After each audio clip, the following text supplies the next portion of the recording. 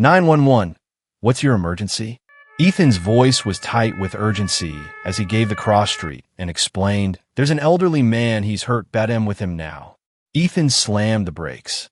An old man lay crumpled on the sidewalk, barely moving, his cane flung aside, groceries scattered. The rain had just begun to fall as Ethan turned onto a quiet suburban street, exhausted and ready to wrap up another long shift. But that image, the helpless figure against the gray pavement cut, through his fatigue like a siren. What would you have done in that moment? Walked by? Called for help? Or, like Ethan, would you have stopped? This isn't just a story about chance, it's about choice. About how one act of kindness, done without expecting anything in return, can ripple into something far greater. By the end, you may find yourself thinking, would I have done the same? Feel free to share your thoughts below. Your perspective might inspire someone else, too. The unexpected encounter.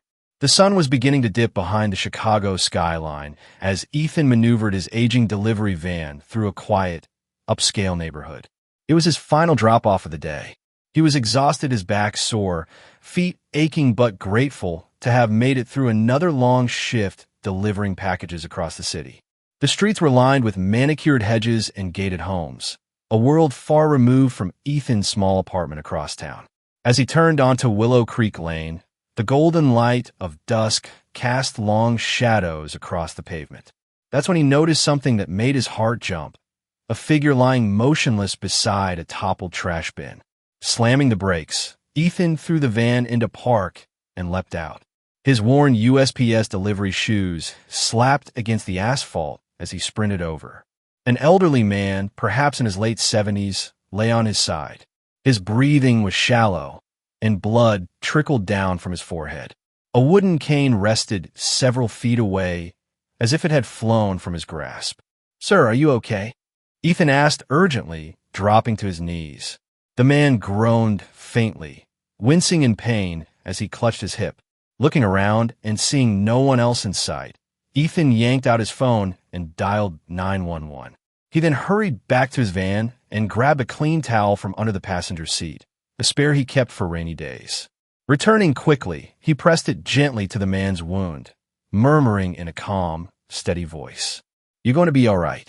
I've got you. Just breathe." The man's eyes fluttered open briefly, searching Ethan's face as if anchoring himself in a moment. He whispered something inaudible.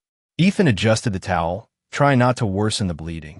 Within minutes, the wail of sirens grew louder.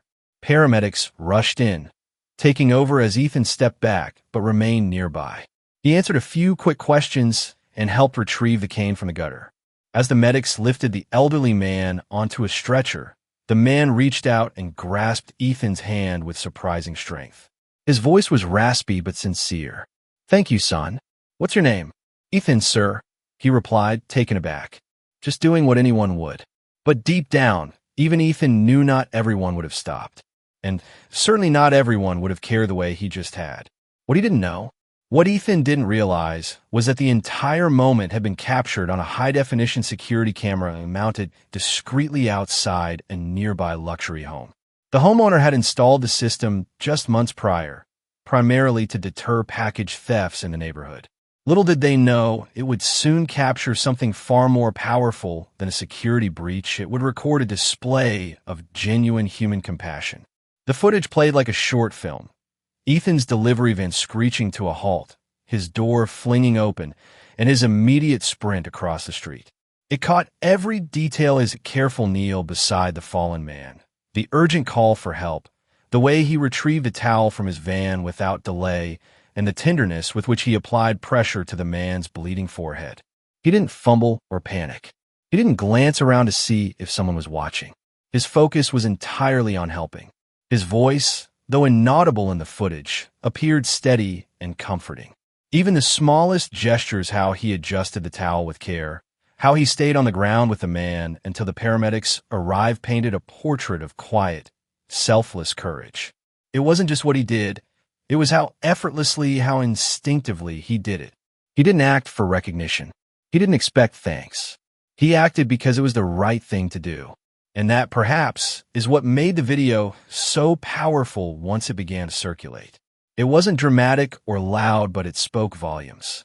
In a world where people are often too busy to stop, too afraid to get involved, Ethan's action stood out like a lighthouse in the fog. Steady, simple, and deeply human. Later that evening, the homeowner, a tech executive named Rachel Kim, reviewed the camera feed as part of her daily routine, sipping a cup of chamomile tea in her home office. At first, it seemed like any other uneventful recording, just the street, a few passers-by, a delivery van. But then she saw Ethan pull over, leap out, and rush to the fallen elderly man. Her eyes widened. She hit rewind, then play again, watching every second more intently than the last. She saw Ethan kneel beside the man, his body language radiating concern. The way he retrieved a towel from his van and gently tended to the man's head wound struck her deeply. Rachel paused the footage on a frame that showed Ethan holding the man's hand while waiting for paramedics. In that still image, she saw something rare, quiet compassion, the kind that doesn't demand recognition. She sat in stunned silence, overwhelmed by a feeling she couldn't quite describe, part awe, part hope. Moved by the sincerity of the act, Rachel uploaded the clip to her neighborhood's Nextdoor page, a community-based app widely used across the U.S. for sharing local news and events.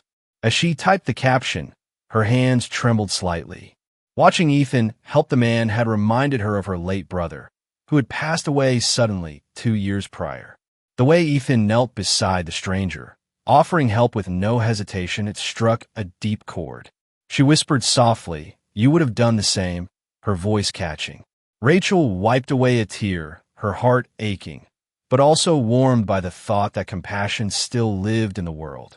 She added a simple, heartfelt caption. "Who is this young man? We need more people like him in the world."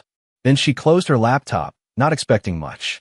She didn't think anyone outside the block would notice. She was wrong. But within hours, the post had exploded in popularity. Comments flooded in from neighbors, praising Ethan's actions, admiring his character, and sharing their own stories of everyday kindness.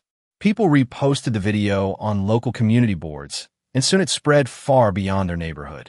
Strangers from across the country began commenting, calling Ethan a hero and asking how they could help him. Hashtags like #DeliveryAngel and #ModernDayHero started trending. News stations picked up the story, some using still frames from the video during broadcasts. Major networks reached out to Rachel for permission to use the footage. And while Ethan still had no idea, his quiet moment of humanity was rapidly becoming a national example of everyday heroism. It wouldn't be long before it reached someone very important. Among those who saw the clip was the elderly man's son, Dr. Michael Adler, a renowned physician and philanthropist who happened to be in another state attending a medical conference. He received a forwarded link from a colleague who had no idea the man in the video was his father. The moment Dr. Adler watched the footage, he knew he had to find this delivery driver who had treated his father with such dignity when no one else was around. A knock at the door. The next day, Ethan was between deliveries when his phone buzzed with a call from an unknown number. He nearly ignored it. Scam calls were a daily nuisance, but something told him to answer. On the other end, a polite, professional-sounding woman asked if he could stop by an address in the same upscale neighborhood where the incident had happened the day before. Thinking it might be a customer following up or someone returning a package, Ethan agreed, though curiosity gnawed at him the entire drive.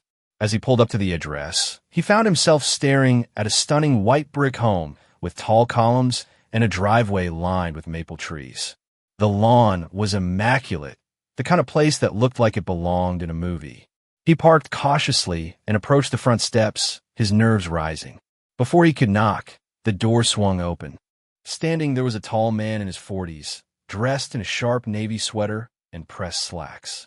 On the side table, behind him, sat a framed photo of the elderly man smiling beside what looked like a young version of the man now at the door. His face struck Ethan as vaguely familiar. "You're Ethan, right?" the man asked. "Yes, sir.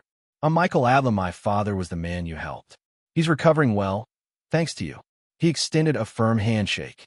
"Please come in." He wanted to thank you in person, but the doctors insisted on a full day of rest. Ethan stepped inside the house. instantly overwhelmed by its grandeur. The interior was just as elegant as the exterior: marble floors, high ceilings, and walls adorned with tasteful artwork. He followed Dr. Adler through a hallway into a sunlit living room with panoramic views of the city.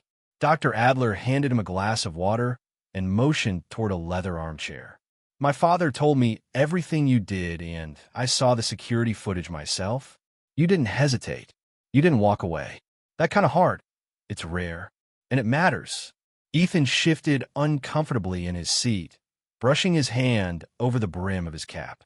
"Honestly, I just did what I hoped someone would do if it were my own grandfather lying there." Dr. Adler nodded, his expression softening. "That tells me more about your character than any resume ever could." He paused, then asked, "So tell me, what do you do when you're not delivering packages?" Ethan let out a small laugh, half embarrassed. "This is it. I deliver 6 days a week. But I've always dreamed of becoming a nurse. Ever since I helped take care of my mom during her illness. I just never had the time or the money to make it happen." Dr. Adler leaned forward, setting down his glass. There was a quiet resolve in his voice. "Well, Ethan, what if I told you that dream doesn't have to stay on hold? A life changed forever." That afternoon, Dr. Adler offered Ethan a full scholarship to nursing school, covering tuition, textbooks, clinical supplies, and even living expenses through a scholarship partnership with a local hospital foundation that supports aspiring nurses and healthcare professionals across underserved communities. The words barely registered at first. It was like hearing something meant for someone else, someone more qualified, someone luckier.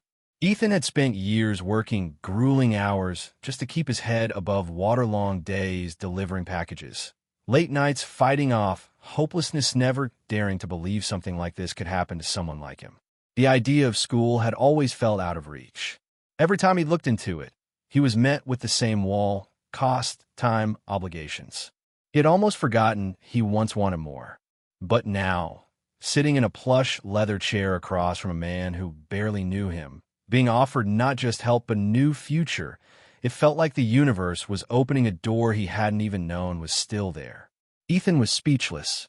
His throat tightened as he stared at Dr. Adler, searching for the right words, any words that might fit the enormity of the moment. He blinked rapidly, trying to compose himself as gratitude, disbelief, and a flicker of long-buried hope surged through him. "Why me?" he asked quietly, his voice barely above a whisper, still overwhelmed by the offer and what it represented. Dr. Adler leaned forward with calm resolve. "Because when no one was looking, you chose kindness," he said with steady sincerity. "That's the kind of person I want caring for others. Skills can be taught, heart cannot. And you, Ethan, have something rare. You saw someone vulnerable and gave your best without hesitation. That means everything in healthcare and in life." Ethan looked down at his hands, calloused from years of labor.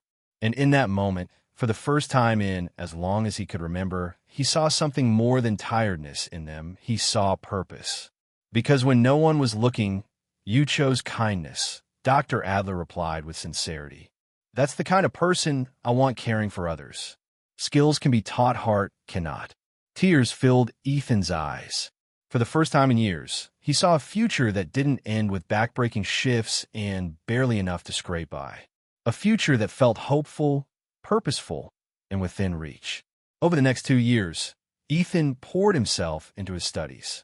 One moment stood out during his training. While working a clinical rotation at a community hospital, he noticed an elderly patient struggling to eat with shaking hands. Without hesitation, Ethan sat beside her, gently adjusted the tray, and showed her a new grip for holding the spoon, just like he once had for the man on the sidewalk. The patient smiled, then whispered, "You remind me of my grandson." That single moment reminded Ethan why he was there and how far he'd come. With unmatched determination, he arrived early to every class, stayed late after labs, and built strong relationships with his instructors and classmates. When he wasn't in school, he volunteered at a nearby retirement home, bringing warmth and laughter to residents with stories from his delivery days. His professors often noted his compassion, his patience, and his innate ability to connect with elderly patients. One even wrote a recommendation calling Ethan a rare blend of clinical talent and human empathy. He graduated near the top of his class at the University of Illinois at Chicago College of Nursing, earning his degree in nursing with a specialization in geriatric care. At the graduation ceremony, as his name was called, Ethan stepped onto the stage with a calm but proud smile. In the front row, Dr. Adler and his now fully recovered father sat watching, beaming with pride. As Ethan approached the podium, a wave of applause rose from the crowd more than just polite clapping. It was full-bodied, heartfelt appreciation. The dean handed over his nursing badge, and Dr. Adler was invited to come up and pin it on his hand steady, his eyes glistening. He leaned in and whispered, "You've more than earned this, Ethan." At the University of Illinois at Chicago College of Nursing, earning his degree in nursing with a specialization in geriatric care. On the day he received his nursing license, he didn't throw a big celebration. Instead, he walked quietly to the mailbox and sent a handwritten thank you note to the man he once helped on the sidewalk, a reminder that one moment, one decision, one instinct to help had changed not just his life but perhaps the lives of every patient he would care for in the years to come. A stranger's fall had become Ethan's rise, all because he chose to stop. What we learned from Ethan's story. 1. Kindness never goes unseen. Even when we believe no one is watching, the goodness we put into the world has a way of coming back. Ethan had no idea he was being filmed, but his pure intentions ended up changing his life and inspiring millions. 2. One moment can change everything. The story reminds us that opportunities don't always come in grand packaging. Sometimes a single moment of selflessness, helping someone up, offering comfort, acting on instinct can shift the course of a person's life. 3. Empathy is more valuable than experience. Ethan didn't have the degree, the title, or the connections, but what he did have was heart. And in healthcare, in life, that's often what matters most. Watching Ethan's journey felt like a quiet wake-up call, one that echoed long after the story ended. In a world where we're often encouraged to chase achievements, status, or personal gain, Ethan did something radically different. He chose compassion. He chose to see someone else's pain and act, without hesitation, without needing a reason beyond simply doing what was right. It reminded me that true character isn't revealed in staged moments or grand declarations, but in those quiet spaces where doing the right thing is a choice, not an obligation. He could have driven past. He could have assumed someone else would help. He could have called and waited from the comfort of his van. But he stopped. He got out, got involved, and offered not just assistance but human presence. Because he did. Not only did a man get the care he urgently needed, but Ethan discovered something even more powerful.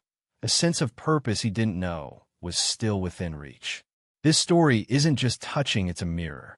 A reflection of the choices we're presented with every day, and a reminder that the smallest actions often leave the biggest impact. What we have done in his place. And what will we choose to do next time someone needs us? If Ethan's story moved you, please consider joining our growing community by subscribing to Toch Story. We share real stories that uplift, inspire, and remind us of the power of everyday humanity. Like this video if it touched your heart. Comment your thoughts, your words might just inspire someone else. Subscribe and turn on the bell so you never miss another powerful, true story.